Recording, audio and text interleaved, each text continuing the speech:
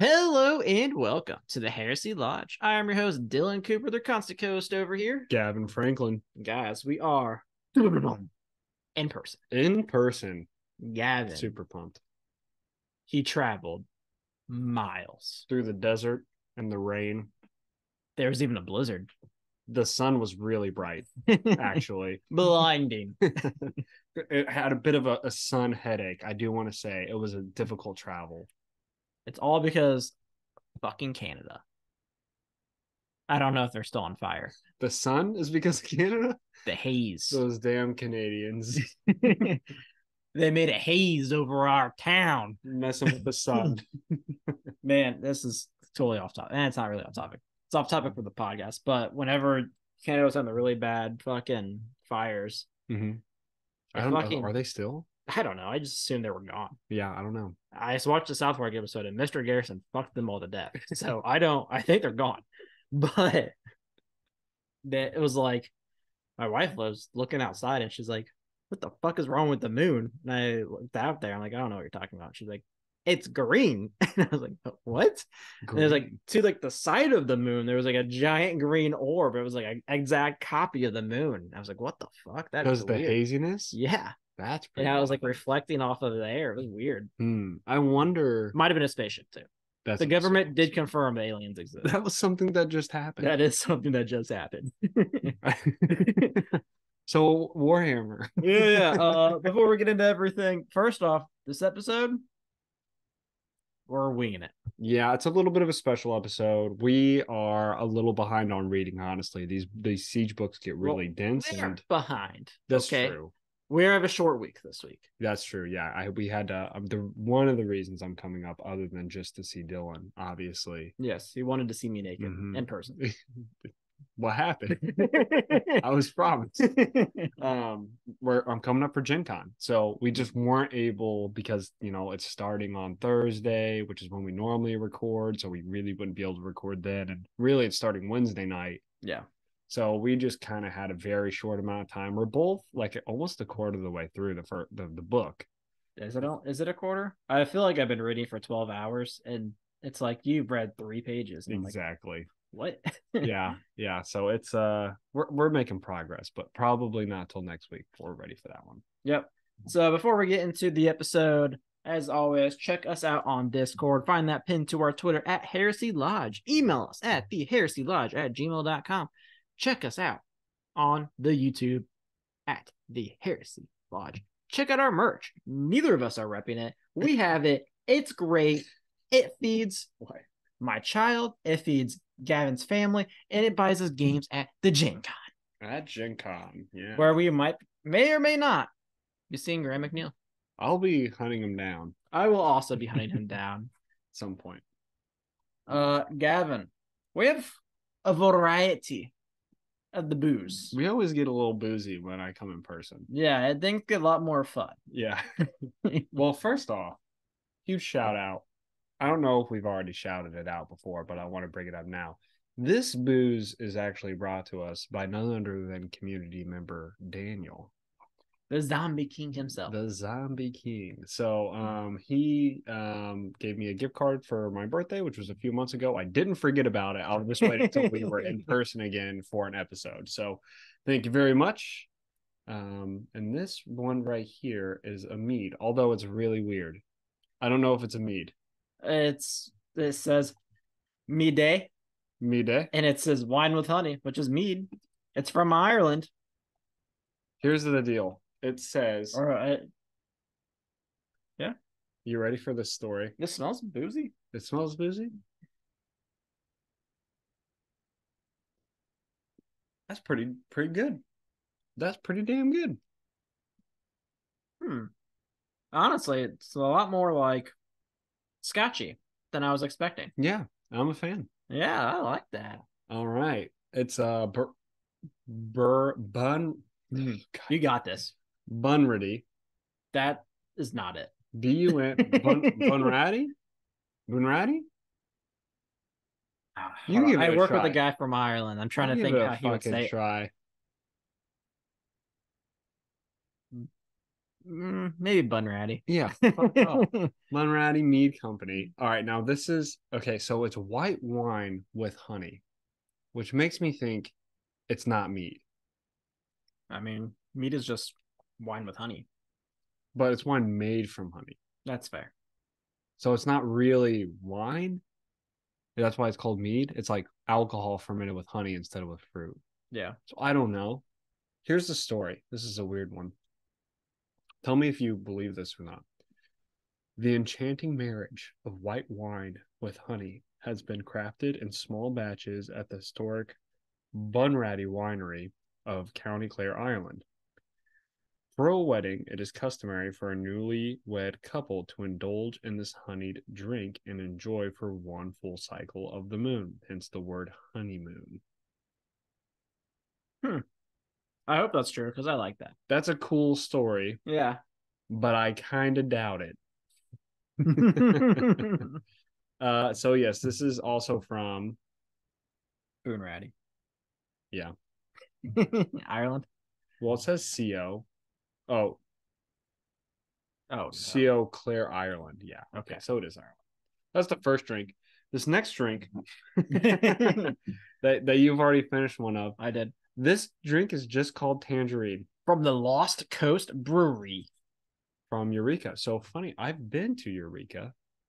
I was looking for breweries in Eureka. I did not go to this brewery. It's because I was lost. It was the Lost Coast. It's gone.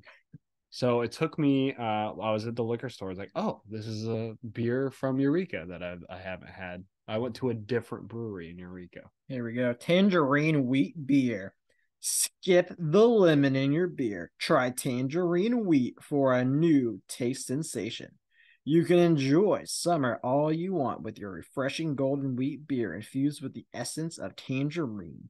Enjoy with family and friends.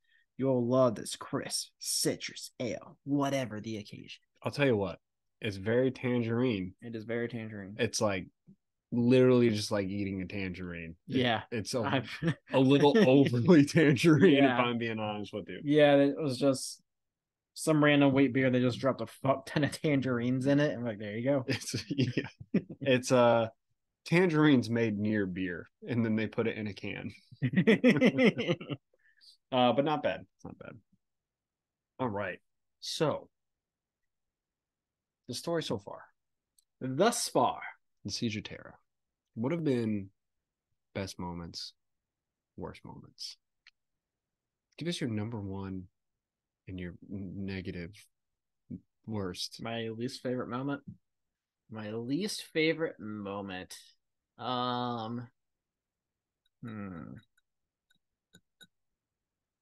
Any ideas? I think my favorite moment. I have a favorite moment in my head. What's your which is actually from Saturnine. Really? Yeah, just because I thought it was hilarious. It's completely out of character, but I thought it was really fun. Drop it.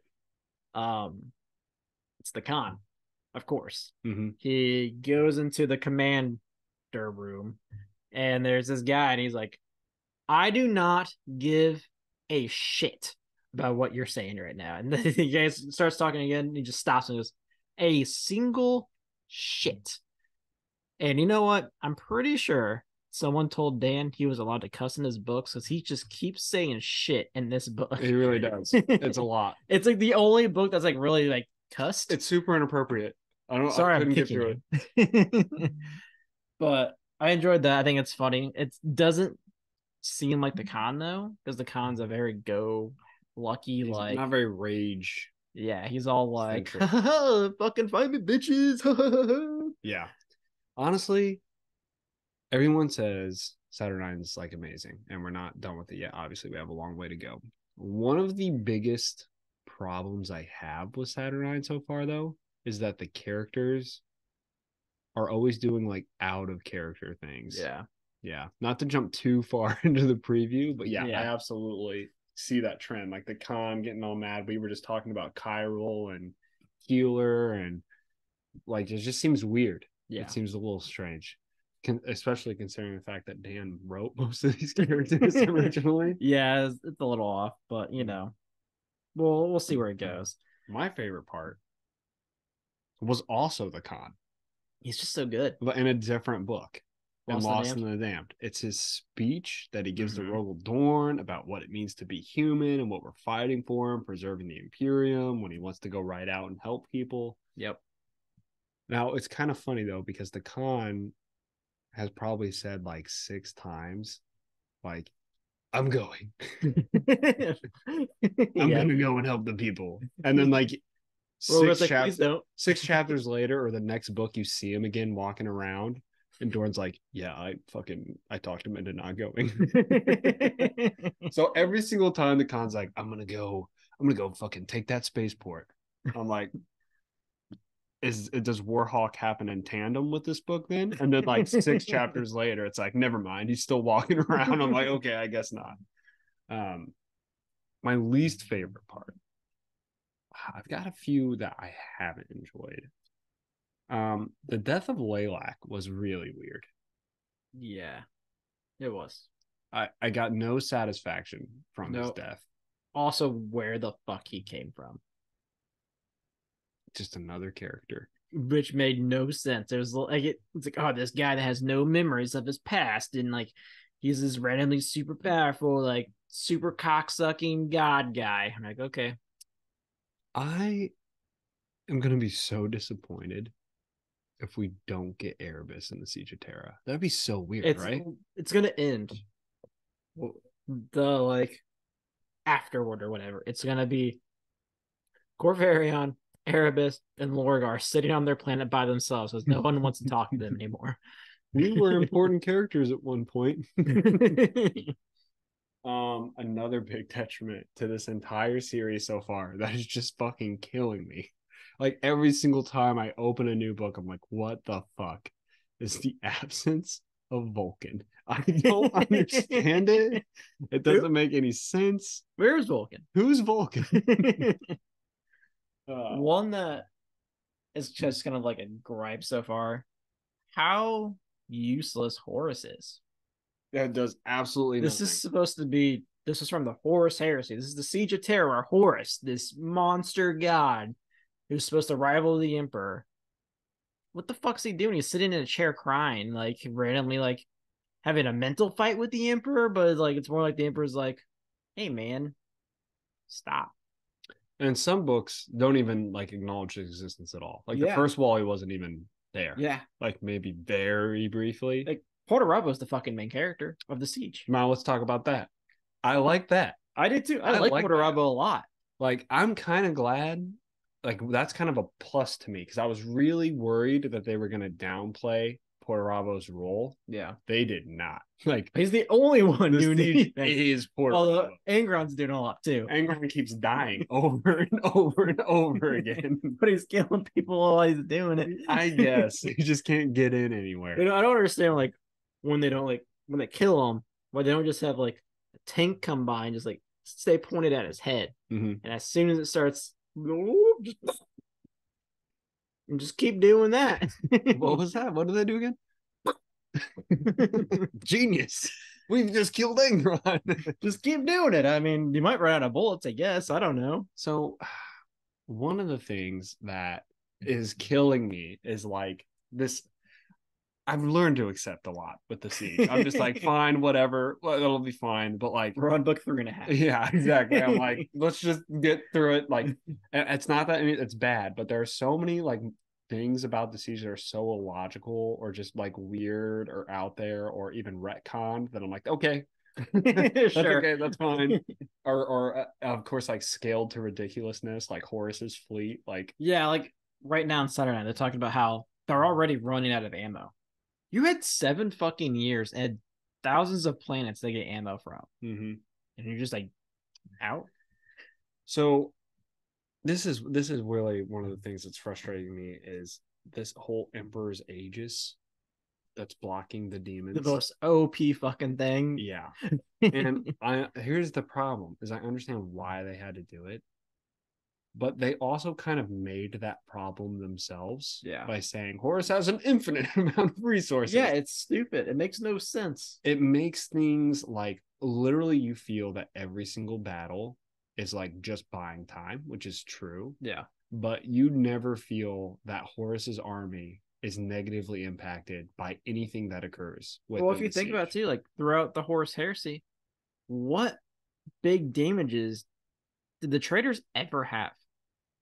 Yeah, I mean, None. the Night Lords got fucked pretty hard, but that's Yeah, but because they fucked themselves. yeah, but even then, like, They're not there.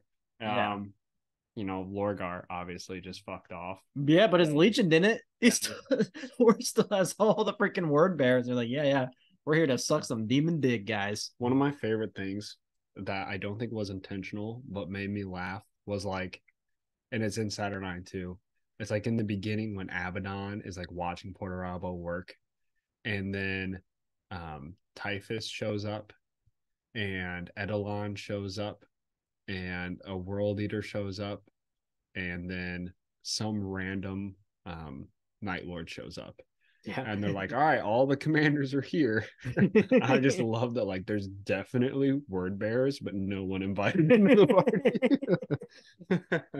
like they literally mentioned like Joe Schmo Night Lord because they're out of characters. Yep. But they did not bring any of the word bearers. Yeah, because they had Sevatar disappear. Yeah. You have Kurz in a casket somewhere, and then you had Mhm. Scrivok who's gone. Exactly. Like, I don't understand why they even rid off Sevatar then. I don't understand it either. And honestly, like the whole theory about him being one of the founding Grey Knights makes no sense the more I've thought about it. Because there's the whole character that is one of the founding Grey Knights that's a Night Lord. Yeah. And the whole premise when they found him was that he hated Yeah, Sevatar. Sevatar. Like he literally almost killed Sevatar at one point. Yeah. So I feel like if Sevatar joined the Order and then both of them became founding members of the Grey Knights, They have he'd different have names some, though, man. he'd have some gripes. They'd never know. Same face. Like he'd be a little Nope. pissed about it. Nope. Faces don't matter. I just don't know about that story. So Yeah. we can harp on Sevatar all day long. But the Aegis thing, one thing that's killing me is like, yes, this is a solution to a problem that they created, but they could have come up with so many more interesting solutions, in my opinion. Like actual, like, okay, not actual barriers, because the Aegis is an actual barrier, but they could have put in issues and problems along. They had an entire fucking solar system. Yeah. They also had floating continents. Yeah. Use those. So many interesting things that they could have done. Like I would have loved to have like when I looked at Saturnine, I was like, oh, are we gonna have a battle on like the rings of Saturn? That would be kind of sick. Yeah. And originally when they got to Terra, my initial thought process was, okay, they just want to rush because it's the Siege of Terra, not the Siege of Saturn. So it's going to be the Siege of Terra. The more I thought about it, I'm like, it's fucking 15 books. You could have done one at Saturn, and it's still going to have been very Terra-like. So yeah, but you get to the point where like you're still just building up for Terra at that point. Sure. I think what they should have done is actually had losses for the traders. Mm-hmm. Like legitimate numbers. Yeah. Like they have to be tactical with it. Yes. And instead of having an infant number, be like, all right, they have kind of have Fulgrim and like half of his legion. Yeah, because they're fucked. Like most of the fucking Emperor's children got pretty fucked. Most of the traders are fucked up. Most of the world eaters got pretty fucked up. Actually, yeah, because they fucking killed each other. Exactly. Angron killed a lot of world eaters. Yeah. I mean, I don't know how there's still so many word bearers. They're everywhere. Because they only kill themselves. They'll all be dead. And like, it's not like they're reproducing. Like they're just killing themselves. One demon comes out. 100%. Yeah, there could have been like some really they could, because also the other thing that it does when you give Horus infinite numbers, it makes every other book in the Horus Heresy seem completely useless. Yeah. Like, I don't give a fuck about the Battle of Moloch now. Yeah. It didn't cost them anything. There was no cost associated. Oh, they have Solar War. Like, yeah. Fucking Sigismund blew up a moon. Yeah. And it took out some ships. No one gave a fuck. No one cared. No one important was there. Portorabo was like, well, that was a thing. Yeah, I was like, oh. Didn't even write about it in his diary. Go a little more left. All right. You're on course. I'll tell you what though, there are some characters that they've written so well. I mean, can we just fucking talk about the con? Dude, the con has been so good. They did Consistently so good. just phenomenally written. Like skyrocketed to top 3 favorite Primarchs, if not my favorite. He's Primarch. my favorite for sure. The Chris Wright, first off, did an amazing job in the Heresy. Yep. And then to see how the other authors are like writing him in the Siege, I'm like, how are the White Scars not like the top selling army? I don't understand it. Agreed, because they're so good. They're such a cool concept, not only as like their theologies, but also their bikes. Yeah, that's they go cool. fast. They go fast. That's pretty cool. Yeah. I don't understand, like, but then you compare it to the Dark Angels, who are just space knights, and Who they're are like, also just assholes. it's so bad. Like White Scars, they're funny. They have psychers. They have jet bikes.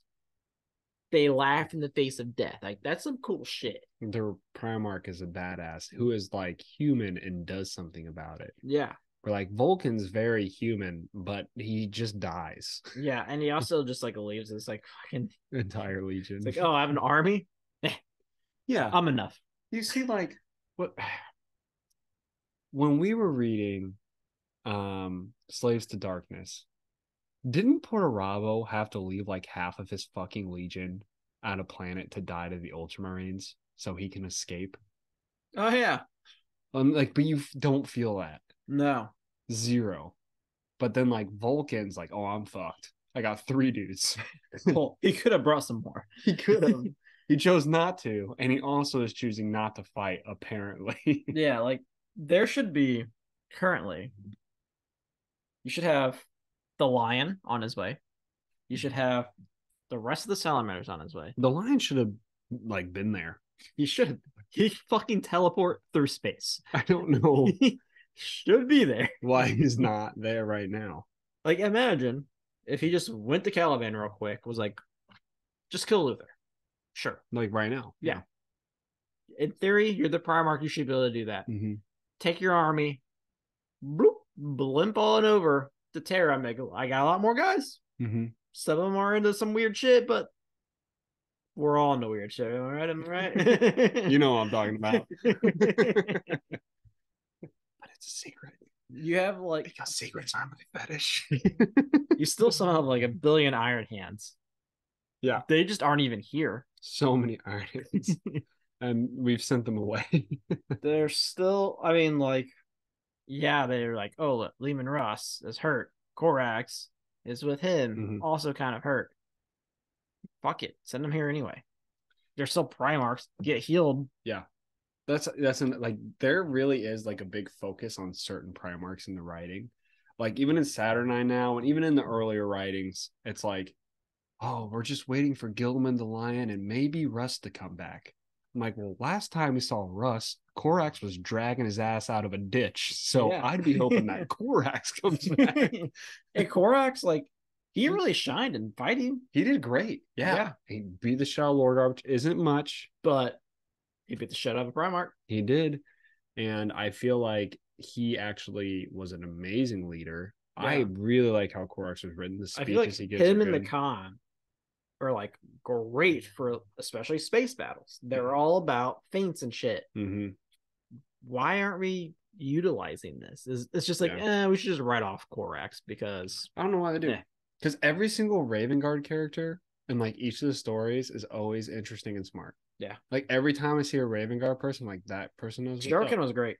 Not only Shuriken, but like almost every like group of Shattered Legions that has a Raven Guard in it. I'm like, that person's probably smarter than almost somehow it's the Iron Hand in charge. And then the Salamander ship, so I'm in charge, and the Raven Guard Salamander dies for it. Yep. That's how all 3 of them work in unison. The Iron Hand and the Salamander are like, hey man, like this ain't right. And like, fuck it, I'm mad.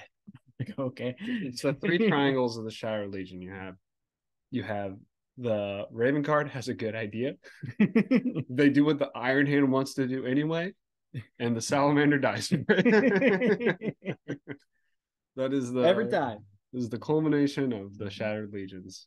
But yeah, Another character that I thought has been like really well written and is just really interesting is Dorn. Dorn is getting a big spotlight. Yep, he is. He, I like Porter Rebel more. Porter Rebel's a lot more personality. I do like Rogel. He's growing on me, especially like it's like a wax and wane. Like as Dorn grows on me, poor Raul becomes more of a bitch, honestly. Yeah.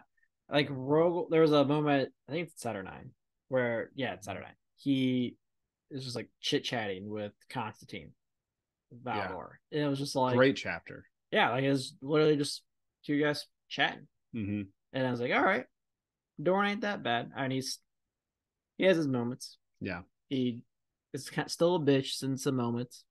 Yeah, I mean, the other thing too about Dorn that I dislike, and this is all the writers, and I understand it, like they're not military people. But like Dorn's tactical decisions, I'm like, that makes no sense. Like the entire premise of the first wall kind of blew my mind because they were like, we can't blow up the space station because we might need Reboot to come down or to evacuate the Emperor. And then you get to the beginning of Saturnine, and it's like, well, there's this other space station. It's like, wait a minute. We're only the phalanxes. We could like completely solve. We could just blow up the first space station. I feel like, and then you use the other one, and I feel like the traders would be also like, why would he even have those things just like ready to self-destruct at any time? Like, oh, they have all their Titans and like some important people there. Red button. Yeah, I don't know. Like even as the traders are dedicating all these forces to the ground, if they have an infinite amount, then they have an infinite amount in space. And if they're expecting Reboot to deal with that, then let them deal with that. You can clean up what's on the ground. You know what I mean? But I don't know, that the tactical side of things is always weird in these books, and I've just chosen to accept it. The numbers is what just drives me nuts. Yeah, like the number that Dan gave in Saturnine was they had 4,013 engagements where both sides have at least 30,000 troops, which comes out to some like few 100 million troops battling each other. Definitely the largest battle of all time, but I actually think that number, it's somewhat reasonable. Sure, because I mean it's a galaxy. Sure, it's in flames. It is in flames, but like at the same time, maybe it's just hard to write because it's such a large scale. Just kill things faster. Yeah. Another character that I was really hoping would shine, but he really hasn't yet, and I hope we get more understanding of him, is Malkador. Yeah. Malkador seems to be like a tool in the writer's toolbox to be whatever person we need to like express our desire for this admin thing. Yeah. Malkador will be that person, because like we were just talking about this like during the first wall. He's like, maybe we should look into this faith thing. Yeah. But then in Saturnine, like they needed somebody to come up and say faith is bad, and Malkador did the same thing. Yep. So it just kind of seems like Malkador is just like a mouthpiece for whatever the author's political desires are. Yeah. But I don't know. I hope we get more of him and like more as like his like goals and motives and understanding. Yeah, because I mean, like first of all, he fucking kills a demon. It's pretty cool. Yeah, like obviously he's a strong fucking psyker. They always talk about how powerful he is, and even the sister of the silence like, oh man, he's real strong. I've loved the authors have killed writing human interactions. Like the human side of these stories are always great. First of all, it was okay, but only because of how it ended. It got really weird. Yeah. But like Lost in the Damned, Katamaru.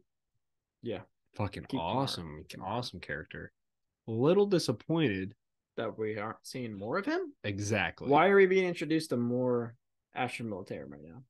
Yeah, it is a bit of a bummer because I think there's so much value in like viewing the siege through a consistent human narrative. Yeah. We definitely aren't getting that. Yeah, I mean, he's seen some shit now. Yeah. Like, he's got PTSD at this point. Like, he's a different person. Like, let's follow that storyline. Yeah. I'd love to see like like one person going through the siege, going through all this shit. Because each person we get introduced now, it's like, oh, like you're lucky. Yep. You know what I mean? Like you hear about how terrible they have it, but I'm like, but I know a guy. So I would love to just like follow that him through this siege, and then like at the end, you know, I'd love to see him live. Yeah. I'd love to see him live and then get like a whole chapter about like how it affected him. Like, does maybe he I want to see suicides like it? Maybe him fucking like, oh, so and so dies. So guess what? He becomes a fucking lieutenant. He's like, what the fuck? I'm in charge of people. that would be really cool. Like going through like random ranks. Like he's like he ends up as like a fucking corporal, and he's like, guys, I am not qualified for this. I am a biologist. Yeah, I'd love to see that. And then at the end, like, where does he stand on the Electo Dominicus, and how does that punish him in the New World Order? Yeah. Where does he stand on the Emperor in general, or the Imperium and their ideals, or is this just too much psychology, like psychological stress for him? He just suicides it, or does he just go back to work on a fucking seaweed farm? Like, I would love to see, and all of those would be satisfying to me. Yeah, I as agree. an end. But to just have him like as a character that went through shit and then survived, I'm like, you might as well have just killed him for the effect at the end. Yep. Because that would have been more impactful than like, and then he made it behind the wall, and then he's like barely mentioned in the first wall. Also, can we talk about how fucking OP Sanguinius is? This motherfucker is OP as fuck. He's so OP, dude. Even, I told you, man. Even like random Space Marines are like, what the fuck? Yeah, they're like, wait a minute. I told you, like, okay, if we did Primarch rankings now, all right, Sanguinius would be number 0. Like, he'd be above number 1. He looks at a planet and he's like, oh, it's fucking, it just blows up now. He doesn't even need missiles anymore. He doesn't even need it. It's not supposed to do that, and it explodes on its own. This dude, the amount of like warlord titans that this guy has destroyed by himself. Yeah. And the whole scene in Saturnine is kind of hilarious. Yeah. It's like, oh, it's a warhound titan. And Sanguinius is like, watch this. Bam. He just fucking kills it. He just pokes it in the eye. It wasn't, yeah, it was a warlord. Yeah. He literally like flies up there with his big ass and pokes it in the eye. Spear of Telesto. He just fucking kills that guy, and every single Space Marine is like, holy shit, well, that was pretty fucking cool. That is a story of legends. That's nothing. Yeah, Sanguinius is like, this shit's happening everywhere, which seems like a bit of a unhumble brag. He's like, yeah, I just did it like 2 blocks down. I mean, obviously saying that crazy shit's happening everywhere, but I don't think that anything that crazy is happening.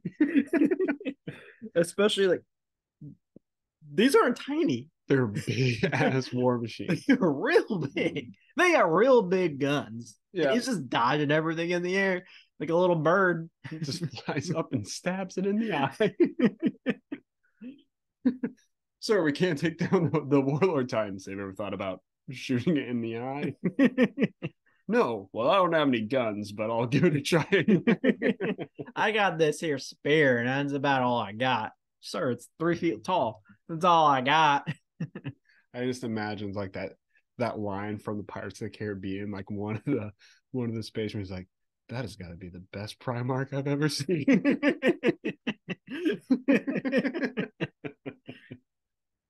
Yeah, it gets like way over the top. And like Sanguinius is kind of become like literally in the writing, you can tell that they're doing it. Like he's more of an icon and a symbol. Yeah. You do not get a lot of him. But when you get him, it's like, what the fuck did that guy just do? Yeah, it's just insane. He's like the first time you see him in like The Lost and the Damned, he just arrives and everyone like comes in their pants. And then he goes and just fucking slaughters like 300 Death Guard and then flies away with the Khan, grabbing his bike. And you're like, whoa, holy shit, what was that? So you don't get a lot of his point of view. Like we really haven't gotten like any Sanguinius point of view whatsoever yet. Yeah. Just a lot of him doing crazy shit and people watching. Yeah, it's weird. I don't get why they made him so powerful. Randomly. I'm okay with it. I mean, he fought 2 greater demons. He did. He kind of fucked some shit up, dude. But man, they're talking about how scared they are of Titans coming down. and he just goes pokes one in the eye. Yeah. It makes Titans look way less powerful. I mean, dude, this dude went on the inside where the dicks were, and he survived. He did. He took all the dicks. He took all the dicks, dude, and he was okay. Some even say he left better than when he arrived. Oh, that was a book. Book we read. So I finished that too. Yeah, surprising. Yes. Was a short one, wasn't it? It was a short one. Graham didn't read it. Yeah, it was David Anna. It was just an acid trip the whole time. An acid trip.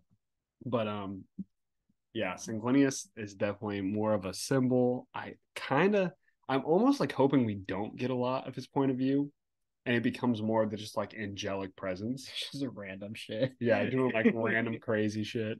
But I don't know. He could. Yeah. Well, then that's kind of annoying to me, I think, is the weird like love-hate relationship between Dorn and Porterabo. Dude, they are crushing on each other. They are. It's real hot. Like they go to bed at night. God thinking damn, about each other. He's gonna think about my faint, so I'm gonna faint him, and then oh fuck. It's like what? You got Abbott with sir. What did you say? Nothing. It's a tactical fuck. You wouldn't understand. You have to step away and think about it. Fulcrum thinks he's got him. Yeah, right. He doesn't even know. Doesn't even know the love he has for me. Honestly, I love it. I don't even think it's weird. I love it. Like we knew that the Siege of Terra, like even before the siege started, even before we even knew about the Primarchs, so neither of us knew a lot about Porterabo going into the books, like at all. And we were like, Porterabo's fucking badass. And then Dorn started like all the jokes that we made throughout the heresy, where it was like it would just show to Dorn like everything's going great here, guys. I'd really love some more people though. It's gonna get real bad.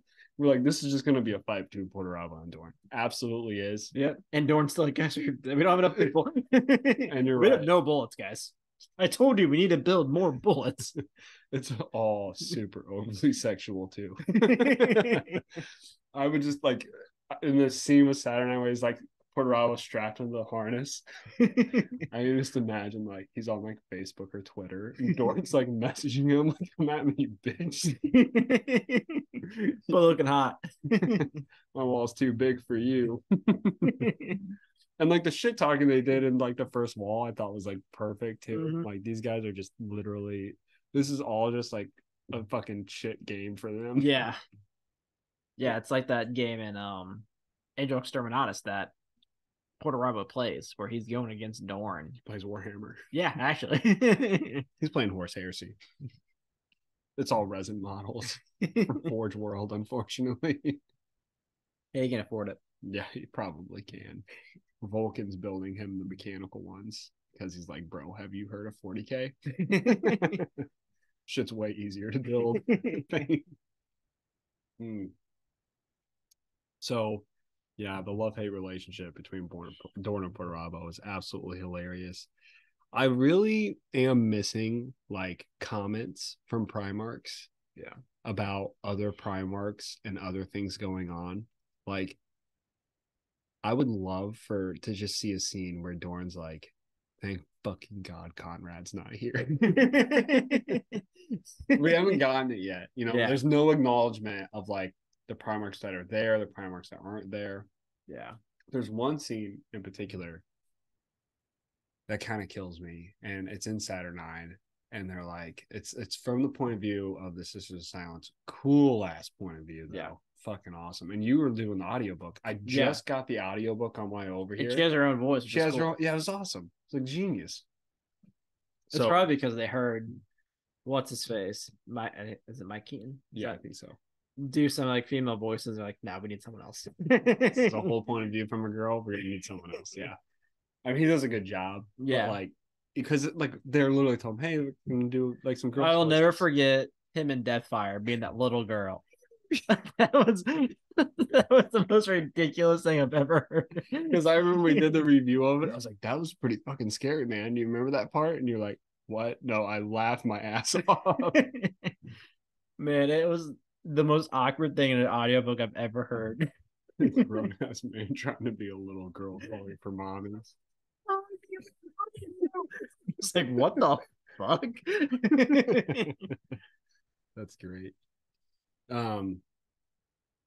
Yeah, I would love to just see. So in that scene in Saturnine, right? She was like, the enemy could have up to eight Primarchs. I'm like, well, let's do the math. You really think eight? Okay, let's do this here. Sanguinius is back, so you know Conrad Curse isn't there. Yep. Okay, because there's what, 9 Traitor Primarchs? I'll just say yes. Yeah, there's 9. There's 9 Traitor, 9 Loyalists. Yeah. So Conrad Curse is in there. Rogel Dorn's in the room. He killed Alfarius. Yep. That's 7 max. So your math's already off from what you know. And of course, Lorgar's not there, so there's 6. So just like little inconsistencies like that. Like I doubt Conrad Curse is like making his way. One thing I was expecting to see more of, especially after Lost in the Damned, was Alpha Legion. Yeah, I would love to see how Alpha Legion was a bigger thing in the Siege. You look at how much fucking book there is. Yeah. You could fit in some cool Alpha Legion shit, and I wish there was more of it. I was still, oh my god. Yeah. Which I know he told, like, Horus to fuck off. Yeah, but did he? Yeah. Who knows? A lot of characters, man. So many characters that are missing out on the Siege. Yep. And it feels like a bit of a shame to introduce new ones, but the ones that they've stuck to have been really good. I'm a big fan of Fafnir. Fafnir's a really cool character. Yep. Karn. Dude, fucking Karn. Karn's been shining. Karn's so good. I love Karn. He's a badass. And the thing about Karn, too, is he's someone that you got love in short stories. And here we are, and he's shining at actual books. How to do a character correctly. I think out of all of the Space Marines, they did Karn the best in all of the Horus Heresy. Another one they did amazing, Garo. Yeah. Karn and Garo, phenomenal characters. The rest were either too inconsistent, too jarring, or they weren't in it enough. Yeah. Yeah, like Loken literally became crazy. Like I'm just so hit or miss about how I feel about Loken all the time. You know what I mean? Yeah. But Karn's great. I had the thing with Garo. I think James Spall did almost all of Garo's stuff. Mm-hmm. So I mean, at least it's a consistent writer doing it. So that probably is why. I mean, it's good. It's good writing. It is good. Another character that I think that they did really well, who hasn't focused on a lot, but he's been there, Ahriman, of course. Yeah. Love Ahriman. I thought, but like Graham gets a little weird with Ahriman and Wrath of Magnus. Is that it? Not Wrath of Magnus. Do a Crimson King? Yeah. Or, yeah. Gets a little weird with Ahriman. Yeah. It is what it is. Yeah, so those two are really the only Marines that I'm like, they did a great job, those characters. Yeah, I'm trying to think if there's anyone. Like, I really wish they'd done more with Abaddon. Yeah, that could have been. That should have been a character that should have been high. Why did we got a short story of Axamot? A couple of them. We got none of Abaddon. I can't wait till we have another author on the podcast, because that's a question I got in the chamber. If you steal it from him, I'd be so pissed. But the question is so fast. As soon as they get on, hey, you won't even know. It's gonna come out of nowhere. But the question would be like, okay, after writing the Siege and knowing that you had a character focus on Abaddon, do you kind of wish that there was more writing in the Horus Heresy centered around that character and his growth and the things he was going through? Yeah. And if they say, no, I think we did a good job, they just didn't read the books. Because Abaddon is such an absent character. Yeah, I agree. And he has little to no character growth whatsoever until the Siege of Terra. Yeah. And like they say, oh, the gods chose him. Why? Yeah. There's like no prequel or preface as to why the gods are like, Abaddon's is the dude. Yeah. I'm going to go. This is a complete guess. Loken's going to kill Octomon for revenge for Torgadon. And then Tormageddon's going to implode.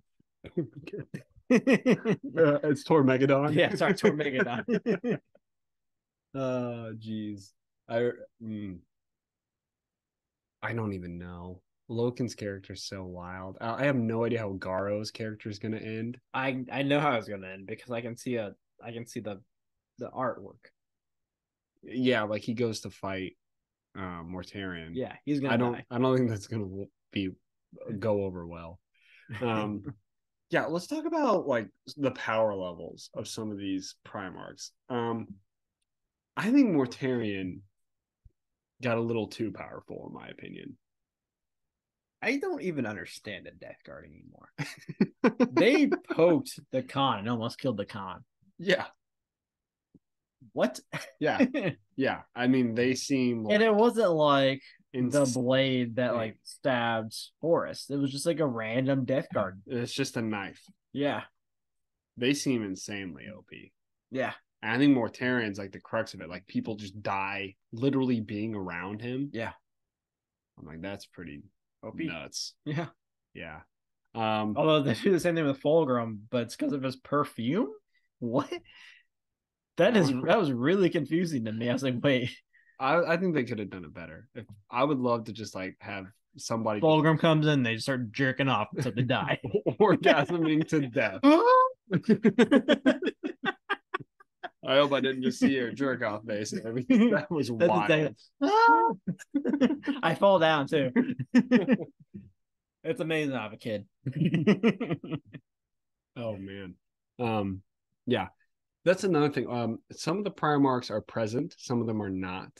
And I keep wondering, this is my thought, as I think it's going to get to a point where like they fight and lose. Some of the Traitor Primarchs lose and they get like banished, is the concept, I believe. Yeah. So Fulgrim's playing a super passive role. Angron's playing like a semi-passive role just because of the barrier. Like if the barrier only exists for Angron. That's the only reason the barrier exists in the war. Because like Fulgrim, you can write Fulgrim as just like, I don't fucking even want to go to the wall. Make me, Dad. Come on, Daddy. Exactly. Like you can make it to where like Fulgrim just fucks because he's already fucking off. Mm-hmm. Like it's like, oh, there's this crazy battle, and Fulgrim's like, bring me slaves from the battle. I'm gonna do weird things. I want them piled up to a giant dildo. Literally a human dildo.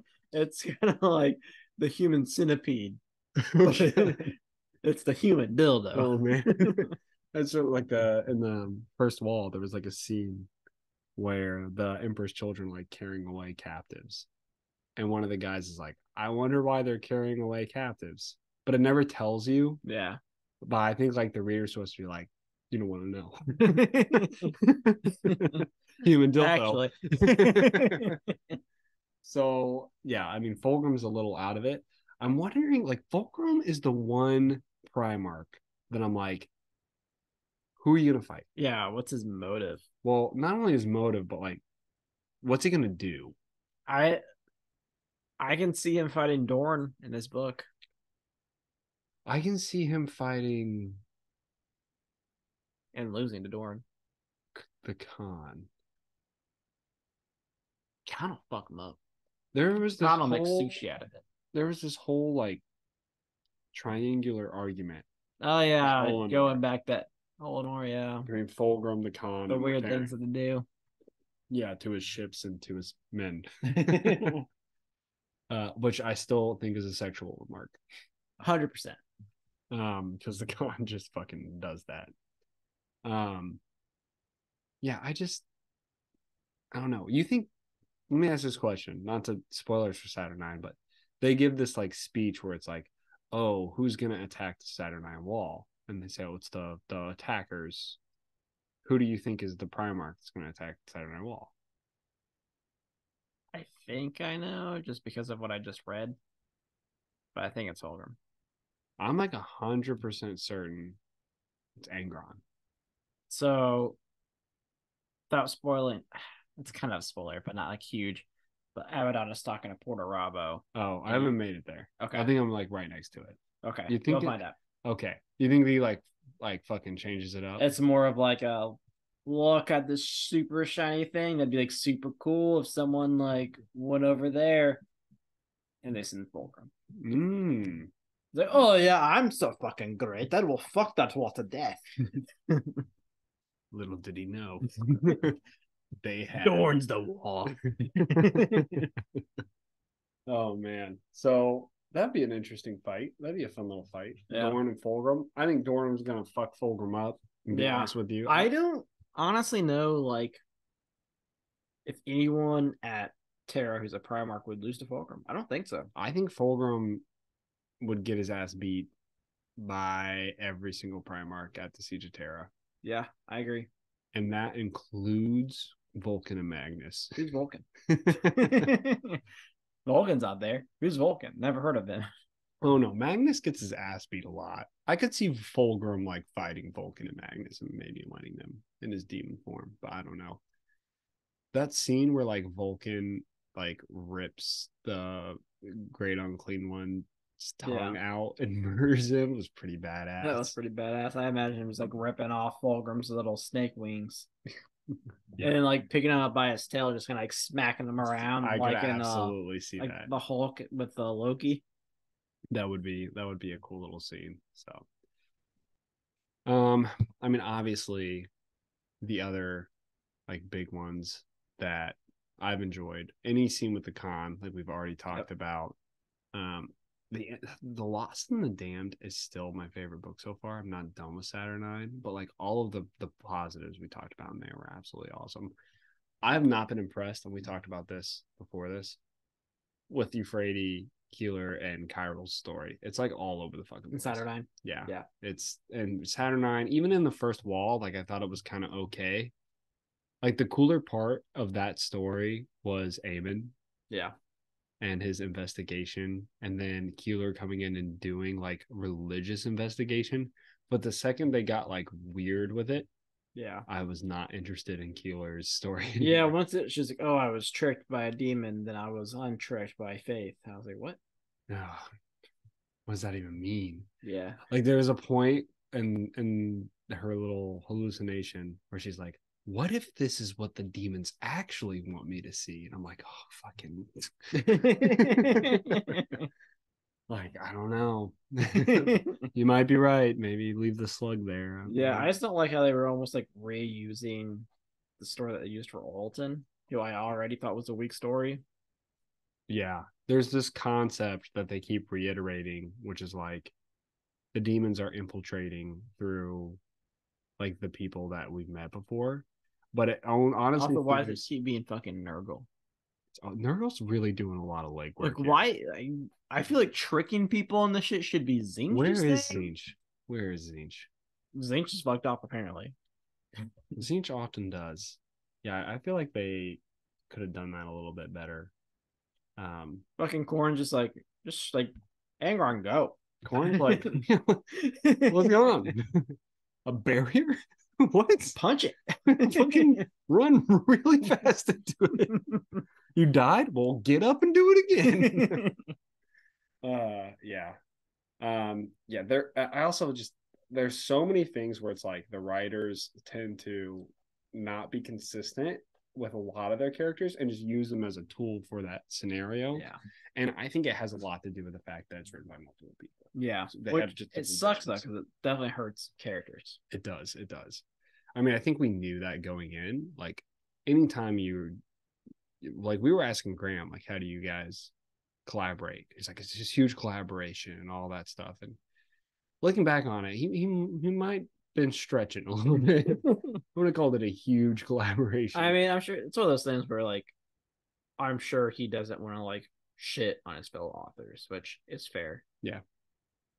However, two people don't write the same. They don't. Yeah. Like if we both wrote something, you would tell the difference between what we written. Yeah. And we're pretty similar people. Sure. That's just not how it works. Even if like I could read your shit and then try to like do the same character the same way, but it's not gonna work because we have different ideas on how we think that character should go. That's honestly, I mean, it's a great point because we were literally just talking about this earlier this episode. There are two like Primarchs that we thought have really shined throughout the Horus Heresy were all written by one. We have Chris Wright writing his books on the Con. Yep. And Gap Thorpe writing his books on Corvus Corax. Yep. And like no other authors really touched on those characters until now, where we get the Con, and they're doing them justice, which is really good. But I mean, we just were talking like it was very out of character for the Khan to do that scene you said. Yep. And I just feel like Chris Wright wouldn't have written that scene. No.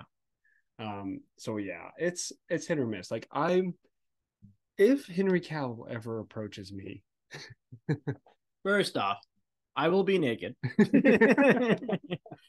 immediately. But this is just super hypothetical. Obviously, I don't even think I needed to say that. But if you ever approach me like Gavin, We're on a first name basis. Gavin, my bro, my guy, the dude I hang out with all the time. Can't wait to see you this weekend. But real quick, let me ask you: we're making the horse heresy. Should we be true to the books? I would say, kinda. Yeah, kinda. I agree with. Kinda. Like you can twist it just a little bit and make it a much better story, in my And opinion. it'll still be better than how The Witcher's ending right now. Absolutely. Have you been watching it? No. I watched the good. first episode and I just like fell asleep. Season 3 is kind of rough. Yeah, I am excited to be away from that. Unfortunately. I mean, at least the reason he's leaving because he was like, "Yo, guys, this is how it goes." And they're like, "Fuck you." Okay, well, actually, fuck you. It's super frustrating to see like The Witcher as like an overall, I guess, universe, because it was awesome. Yeah. When I like peaked at The Witcher 3. Like the story of The Witcher 3, the love and care that CD Projekt Red put in that was amazing. Yep. And like got so many people interested in Witcher. We read the first book. I like the first book a lot. It's just like stories. We were legitimately thinking about like making The Witcher like the other thing that we did. It would be like one book of the Horus Heresy, one book of The Witcher. Could you imagine how long we would be? Well, there's only like 6 Witcher books. Oh yeah, it wouldn't really add up, I guess. Honestly, it probably would have been better for our mental health. Yeah, but then the Witcher TV series came out, and like the first season was great. I wouldn't say it was great, like it was good. And then it just like immediately started going downhill from when it started. Yeah. And then this got announced about him leaving, and then CD Projekt Red fucked up Cyberpunk, and then just a lot of faith in the Witcher. Well, like season 1 was like great. Season 2 was good. It was okay. It was kind of weird. They introduced a whole storyline and character that didn't exist with Yennefer losing her magic and trying to kill Ciri. It was very strange. Yeah. And now there's season 3. Like the first half, because Netflix released the first half first, was okay. And the first episode, the second half, I was like, what the fuck? And the last episode I just watched, I was just like, what are we doing, guys? Yeah. We're just throwing away everything. Yeah. I've heard. So you've watched them all? Yeah, I'm caught up. Is that all of them in the season? There's like 2 or 3 episodes left. And they haven't released them? Nope. I have heard through a grapevine, like spoiler maybe, that the way they're going to be introducing the Wild Hunt? No, not the Wild Hunt. What's his name? The new Witcher. Oh, the other Hemsworth brother. Yeah, Liam Hemsworth. And this is just literally through the grapevine. It's going to be said like, oh, stories can be told in different ways, and they're going to like revert a little bit and maybe talk about what might have actually happened. Oh, that's terrible. What they should have done is just picked up Hemsworth as a different Witcher in the same universe. That would have been so much smarter, and just been like, hey, like, if you like The Witcher and you like Geralt of Rivia, play The Witcher 3. If you want to just be in the universe and watch Witchers do cool Witcher things, here's Liam Hemsworth. Yeah. I would have watched that. I probably would have. I mean, I'm imagining season 4 is going to be following the aftermath of season 3. But it could be like, oh, I was a Witcher that was a child when Geralt was there, and he trained me for like 3 days, and now No, I'm Big Witcher. And Surrey, I shall watch you. It's my Hemsworth voice. Not bad, right? No, spot on. Like I I'm honestly have so no idea what he impressed. sounds like. I'm literally over here shaking in my boots that I'm not even wearing right now. No, like if they did this thing where they were like, We're so far off Warhammer right now, but it's fine. I mean, like I said, Special. this was a special, so we're kind of here. We're kind of ranting about stuff. I think we're going to talk about Gencon here soon. Yeah. How much time? What was that? I don't know. It's 10 o'clock. I don't know what that means. I don't know. We've been talking for at least 45 minutes. Well, works for me. We'll say 45. We don't go to bed for another hour. We're good. All right, set. So if they did this thing where it was like, okay,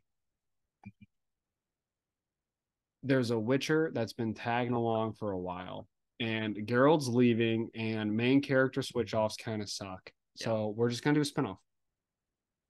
We're gonna do a spinoff, and it's gonna be Witcher, not the Witcher, but a Witcher in the Witcher universe, and made it like a monster killing, like almost like a episodical, like almost like a CSI, but killing a monster each episode for a Witcher contract or something like that. I would love that. I'd be so into that. Like imagine watching like you turn. I do think though in season 3 they hint at the werewolf guy. Oh, the side quest. Yeah, love that because it's a werewolf. He's like, oh, Geralt, help me. And he's like, all buddy with him. It doesn't make any sense because all that shit is like way later. Yeah. Also, like Vesemir is his friend in The Witcher 3, right? Vesemir's been his friend. Like he was the one that like. Yeah, but he dies in season 2. I'm pretty sure. No, Vesemir lives. Eskel dies. Not is it Eskel? I don't know. Yeah, one of the Witchers dies in season 2. That's alive, like in the third. Why are we not using like that guy instead of random ass Liam? That would have been really good. No offense to Liam, I don't know anything about your acting. I mean, I'm sure Liam will be great. I have no qualms against Liam. Not dog shit. It's just I don't understand why Liam would agree to it though. If I was like, wait, you want me to replace Henry Cavill as The Witcher? Money? Yeah, maybe. Netflix has money. I mean, it's only going to go for one more season. Yeah, but that's the thing. It's like you are literally knowing you're signing on for a season, and then your career might be over. He's got a last name. His brother's Thor. That's true. That's true. I mean, I don't know. I'm just pumped. I'm pumped for the Warhammer TV series, and the only reason I even am thinking about trying to lose weight is so I live long enough to watch it. Yeah, that's fair. Oh man, I just wish because he's teaming up with is it Amazon. Mm-hmm. That's risky. Amazon has money though. They have money, but you saw what they did to Lord of the Rings. But he's producing. That's a big difference. Yeah, they did not do a great job. Now, I'm not gonna lie. I only watched the first 3 episodes and I fell asleep during the third one. I'm not gonna lie. I actually did enjoy Rings of Power. People might hate me for that. How dare you have an opinion? I just thought it was like okay. Like I just didn't get like political with it or anything. I'm just gonna watch it. Yeah. And there's this whole argument like it's boring. That's true. But like if you've ever read Lord of the Rings, like there's like 70 pages at the Council of Elrond. Like Tolkien is a very dry and boring writer. So like I'm totally okay with like one of his TV shows like being boring. Like they literally it's famous to watch like the long versions of the Lord of the Rings. But like there are moments where I'm like, holy fuck. We're still watching the first one. There's like a weird amount of singing characters. But yeah, I think Amazon's a little risky, but I think if he produces it, it'll be good. I'm worried about this is really what I'm worried about after thinking about it more. I don't think they're going to do the horse heresy. That's too much. They'd have to do so like there's so many reasons I'm worried about that. Just like we talked about, you should not stay true to source material for the horse heresy, not 100%. I think Henry Cavill's a bit too much of a purist with that, so I'm a little worried about that scenario. But if he does like Eisenhorn, Yeah, I could see Eisenhorn, the Gaunt's Ghost, like This is the a problem. trilogy type of deal. This is what the problem I'm having with it though. Who's Henry Cavill gonna play? Let's say he plays Eisenhorn, right? Sure, it'd be cool, it'd be badass. But if you launch a cinematic universe, that eliminates a lot more badass roles for Henry Cavill. Well, I mean, not really. I mean, they could do like how like American Horror Story does it, where they just it's a different season, same cast, different characters. Like I guess they could. It depends, right? Like, especially if you go 40K, like I feel like they could 40K is do, everywhere, so you can kind of do whatever the fuck you anything. want. Yeah, Just do like random shit. yeah. I'd be okay with that. Like they should do like some like Rogue Trader shit. Like there's all kinds of stuff they can do. Yeah, I'm totally down with that. You know what would be really cool? I was just thinking about this the other day. Where I was like, how fucking cool is this? People were like, oh, what story is he gonna do? What if like Games Workshop was like, oh no, like you get to do a new story that's big and it's canon. That'd be cool. Like the Emperor does some crazy shit in the warp or something. The Emperor grows a finger back. Played by Henry Cavill. It is Henry Cavill's finger. I'm just kind of worried, like, if let's say, and fingers crossed, that whatever TV show they release, wild success, which based off of trends in Hollywood, I think it might be. Yeah, I mean, there's definitely a missing like big sci-fi deal. And not only that, like a non-sellout, non-manipulative to the source material, non-political sci-fi. Yeah, exactly. Like there's a huge opening for it. Like you go all the way back to like, oh, why was Game of Thrones so successful? They didn't do a lot of politics with it. They didn't do a lot of changing of things. Like, yeah, of course. Exactly. In universe politics, that makes sense. And I think Henry Cavill's like the type of producer. It's like, I just love this story. I want to tell this story. I think it'd be really good.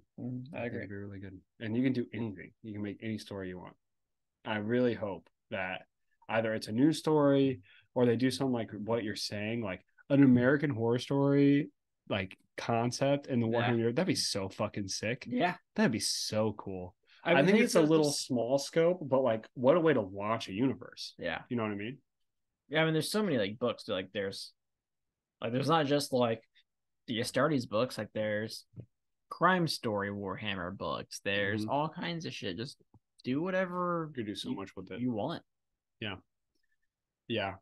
I think like it's been such a long time since like a movie or TV show's released that I haven't gotten like a notification online like this show is trying to force this or this show is trying to do this like on both sides all over the place. And I'm like, how cool would it be to just like have a sci-fi shooty movie?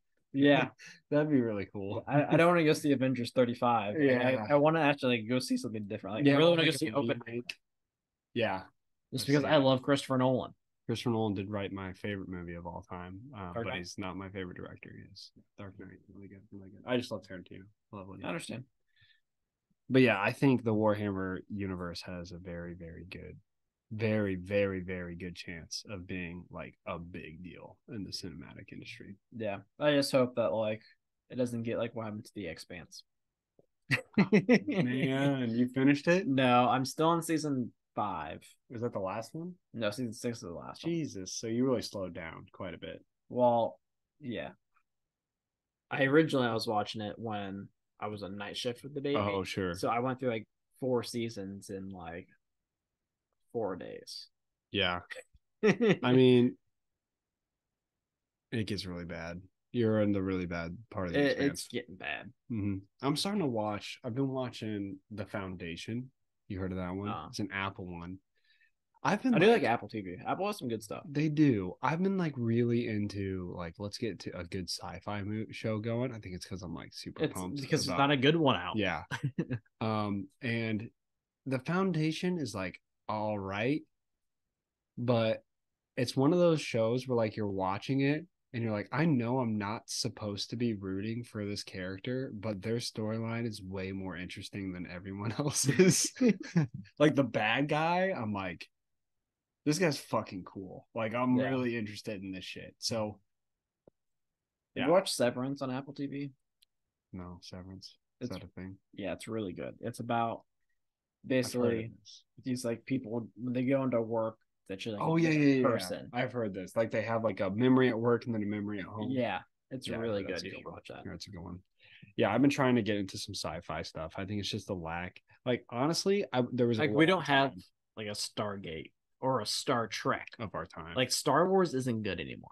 Yeah, it's Sorry for all you Star Wars fans. Star Wars isn't good. a little rough. I'm not gonna lie. I was never like a huge Star Wars No, fan. I love the Star Wars universe. Yeah, really cool idea. But man, every movie fucking sucks.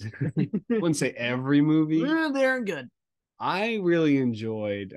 People are gonna hate this, but I enjoyed 1, 2, and 3, which was actually 4, 5, and 6. And by that I mean the release order. I liked 4, 5, and You like 6. the prequel.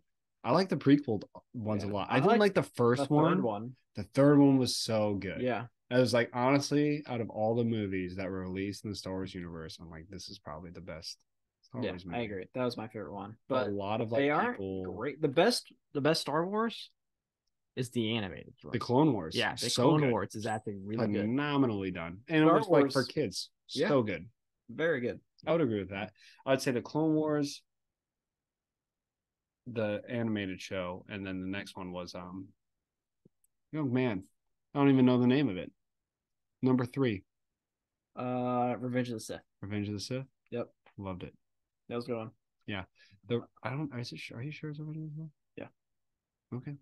Yeah, the first the first prequel, I get it. Rogue One was decent. Rogue One was pretty good. I liked Rogue One. Yeah. Like, you knew everyone was gonna die because that was the story. Yeah. But I was like, let's see how they do it. Yeah. Got a little weird with like the Force religion side. Like, But I didn't know that was a again, thing. Star Wars, not great. It's honestly not like the storytelling. So this is what I've kind of struggled with. Love the Lord of the Rings. Absolutely love it. And then Game of Thrones came out. I was like, what a TV show. Yeah. This is phenomenal. Especially the first 5 seasons. Yeah. And they're like, I enjoyed season 6. Season 7 was bad. I mean, like, I think as a show as a whole, like retrospectively looking back at it, I'm like, maybe the best TV show of all time. Honestly. Like, the impact it had and what it achieved, like no other TV show released a historical fantasy universe to the degree of success that Game of Thrones did. And I start looking at all these other TV shows. I'm like, oh, should I try Willow? Wasn't great. Wheel of Time, which is based off of like an amazing book series, was a little rough. I wanted to watch it, but I didn't hear good things about It was a little rough. And then you get into, they take Lord of the Rings even, and then they make the Rings of Power. And like, I thought it was okay, but like it wasn't what it could have been. Yeah. So then I'm like, okay, let's try sci-fi. No luck there. Like, I'm really struggling to find a good like sci-fi universe TV show. And that's why Expanse was really good. So season like 5. Yeah, did a good really job with that. Into 4 got weird. Mm-hmm.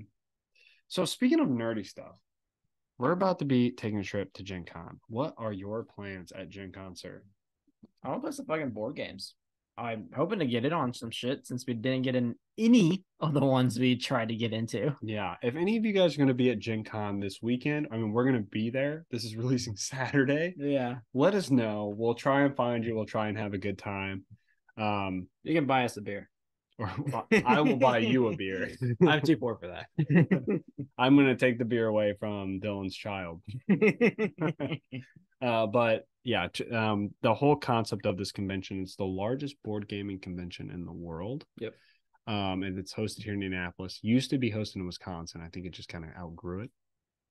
Milwaukee, one of the two. Milwaukee's in Wisconsin. That's it. Anyway. Yeah. So my plan is just to go and play a fuck ton of board games. I want to like walk around the hall. I want to find a bunch of demos. I want to find ones I'm like, this game is so much fun, buy it, and then go to Lucas Oil and just play it like 3 times. Yeah. That's kind of my plan. And then walking around, I'd love to get involved in like some tabletop, like, or role playing. Yeah. It's kind of, I don't know, it's kind of rough. It's like 4 hours, which I can do. I'm thinking like maybe 2. Maybe 2 of them. What are your Yeah. thoughts on? Man, I don't know. I don't know what to expect. This is my first one. It's So. my first one. Oh shit. I went one Sunday, like 3 years I feel ago. like everything was like already close. Yeah, they were like closing down, and my mom was like, "Hey, do you want to use my pass?" And it was like awesome. It was awesome because they were closing down, and it was still huge. Yeah. Absolutely massive. Yeah, I'm excited just to kind of walk around and see like what's there, try new shit. Hopefully meet Graham. See, Love to see Graham. oh, there's all kinds of hentai things we can go to. Tons of hentai stuff. For whatever. No, it's so funny. It's like a 21 up hentai party. Yep. All dudes. All dudes. All dudes. Oh man. Yeah, if you guys have any like board games or anything that you just absolutely love, like let us know. I'd love to check it out. I feel like there's like so many board games to play there. We could just like be doing that or whatever. But yeah, there's tons of stuff. We were thinking about bringing our Warhammer models, but the logistics not good. not good. Not good. If they had a tournament, absolutely, I'd sign up for it. Yeah, there's like an RTP. I'd play a day. Yeah. Yeah, a day. Yeah, but I'm kind of pumped. I think there's tons of stuff, and you're right there downtown, so you go grab a beer, you can go grab some good food, you can go do whatever. Yep, it's gonna be a good time. Yep, I'm excited. So, guys, that's it for us. We'll be back next week with our actual preview of Saturn. Until then, check us out on all of our socials. Join up the Discord. You find that pinned to our Twitter at Heresy Lodge. Email us at theheresylodge@gmail.com. Check us out on YouTube at The Heresy Lodge. If you play Tacticus, check out the Pants of Forest guys at discord.gg/Pants of Forest. Buy our merch. See us at Gencon if you're there. That's it, guys. Have a good one.